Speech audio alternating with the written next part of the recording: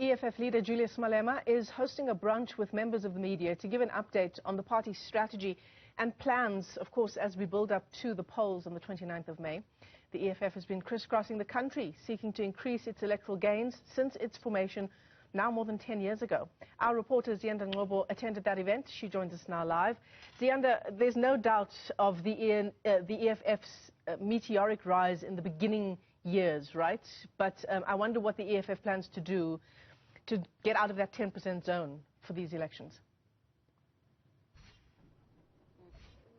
Absolutely, Michelle, and it's interesting to have heard from Julius Malema, who was once a disruptor himself in the elections, especially in 2014, noting that former President Jacob Zuma as well has sort of disrupted, as he put it, the political landscape and has shaken it up. And so a question was asked about the internal polling of the EFF. He says that they don't do internal polling, but they wait for the Ipsos poll to be released, and then they invite them to make a presentation, which has happened. And so they are really looking towards becoming the official opposition in the country. On the issue of coalitions, Michelle, the EFF was open to working with parties that they believe are closely aligned to them in terms of principles such as the nationalizations of mines in the Reserve Bank, land expropriation without compensation, as well as removing Distem from the national anthem. So the MK party, parties such as Azapo and the PAC are some of the organizations that they're open to speaking to. But they have also said that they wouldn't mind speaking to the Democratic Alliance. And they were asked about the relationship between the DA and the EFF. And essentially, Malema is saying that they want to prioritize the citizen. And so they're looking at several scenarios given the possibility of different kinds of results post the 29th of May polls. Another issue that came up, Michelle, was of what has been dubbed the Zuma judgment. He believes that the IEC appealing this matter at the Constitutional Court is personal and is actually giving Zuma and the MK party momentum because they host rallies after these court appearances. And so a wide-ranging engagement with members of the media this morning. And there's also the issue of, if we look at various segments of the population, Ziyanda, wooing voters, for example, in the Western Cape, wooing voters in El Dorado Park, that segment of the colored vote, which in many respects, analysts will tell you, have kept the Democratic Alliance in power.